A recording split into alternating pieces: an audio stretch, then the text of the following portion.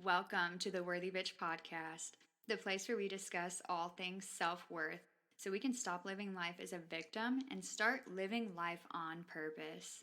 My name is Autumn. I'm your host and the creatrix of the Worthy Bitch. I am so excited that you have made the decision to embark on your Worthy Bitch journey. Now let's dive into ourselves.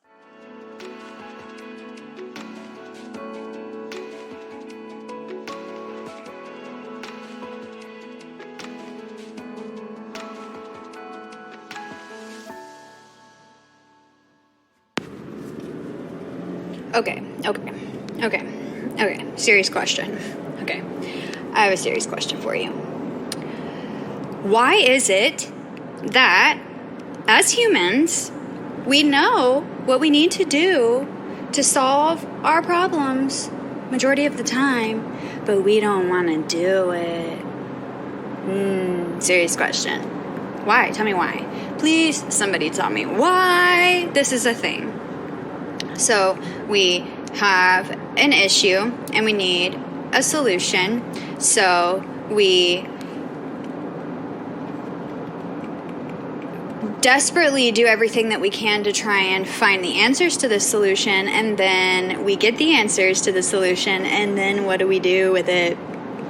Most of the time, nothing.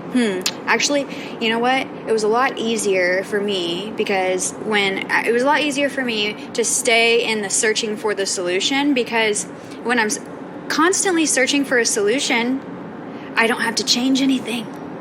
I don't have to take any action and change myself or anything that I'm doing in my life, because I don't know how to fix my problem or whatever. It's a lot easier for me to stay in that searching for the solution, so I'm going to go back and do that.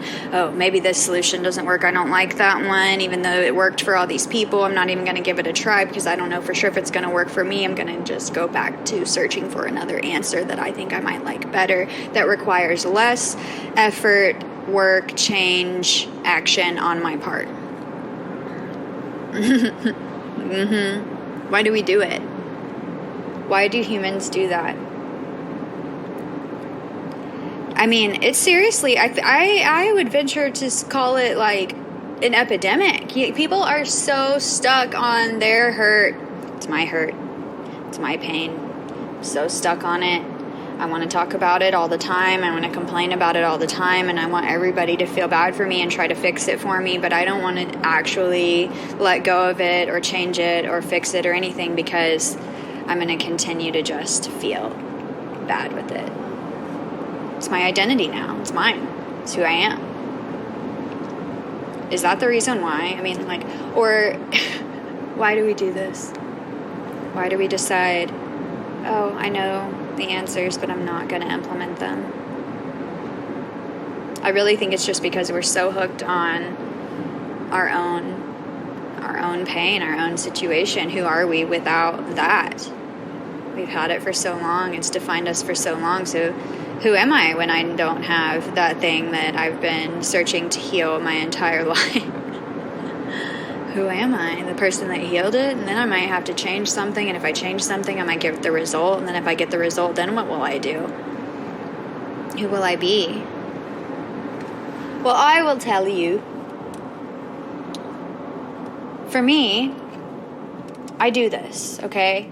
I know what I'm supposed to do, and I do this pattern, right? So I will know what I'm supposed to do, and I'll implement it for a while. I'll get the results. I'll be happy with the results, and then all of a sudden I will decide to do something different and go back to my old ways. It's like a vicious cycle. It's like, oh, okay, I feel better, so let me just relax and stop being so disciplined, right? Let me just take it easy. I've been doing so good for so long, and I'm really seeing a lot of results, and I'm feeling really good, so I'm gonna go do this thing that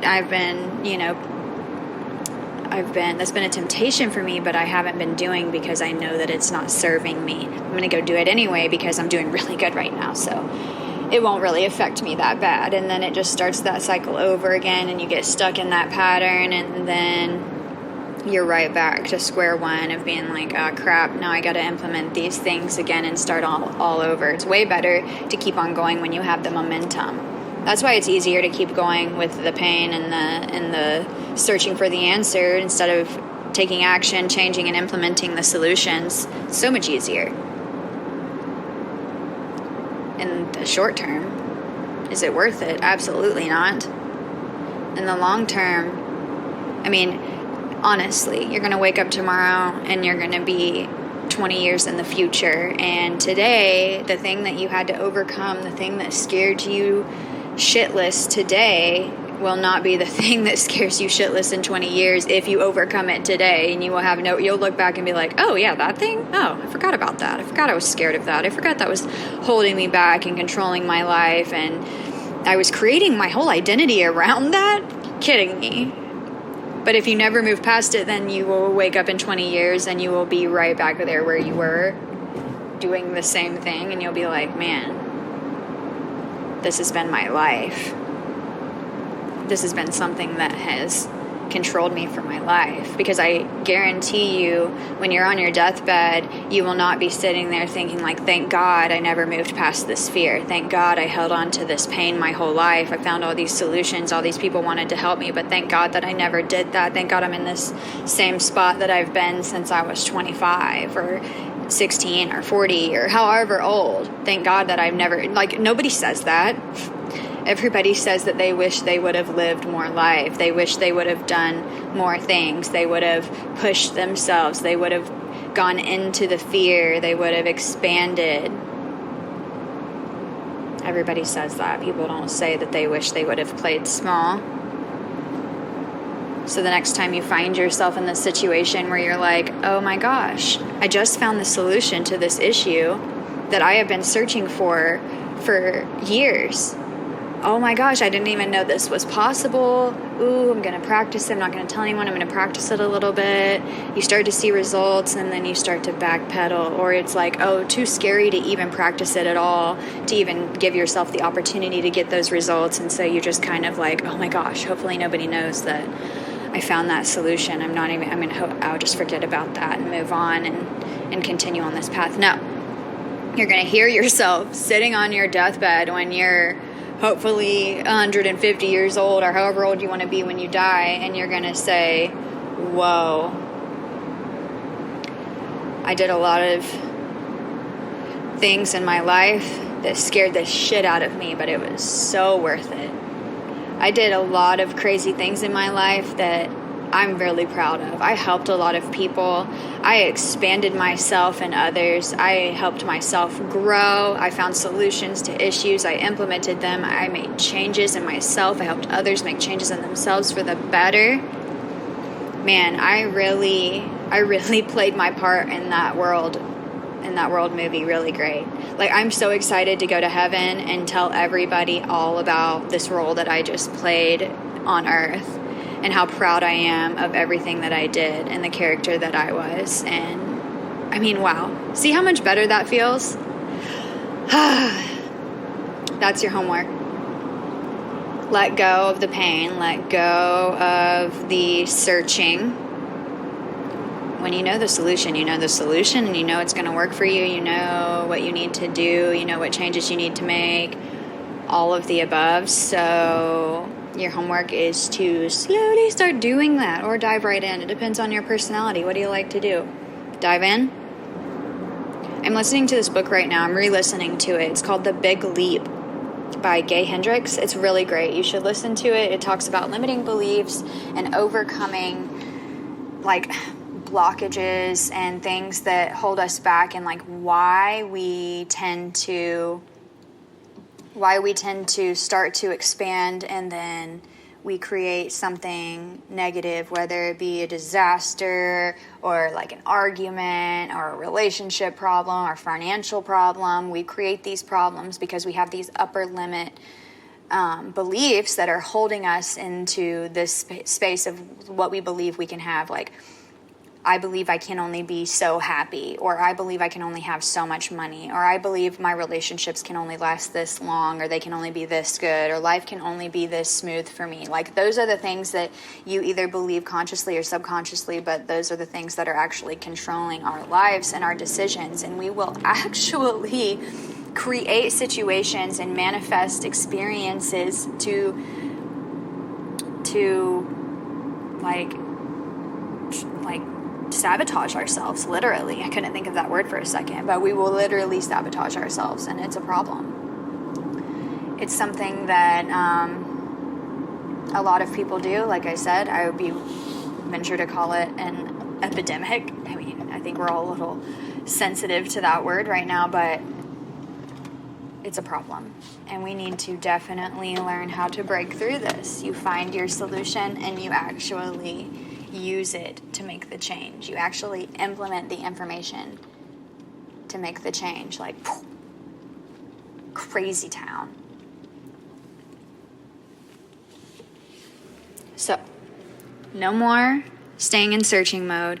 No more searching for the solution that you already have, but you don't want to do because you don't want to change. You have to change in order to change. I used to hear that all the time, and I thought it was so stupid. Like, you have to make a change to get a change. I was like, well, duh, I'm making changes all the time. I was like, I'm so Vata in my lifestyle, it's unreal. So I was like literally jumping from job to job every couple of months.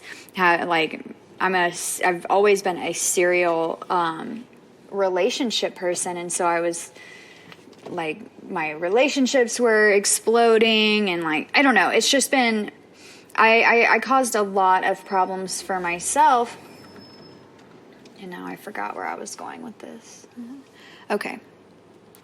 But anyways, I would know the solutions, but I wouldn't want to actually take action on the solutions. I wouldn't want to implement them because I kept on keeping myself in these patterns. And I noticed these patterns, and then I had to break them, and now I am rambling. I'm going to go get some lunch, and then I'm going to go to job number 2.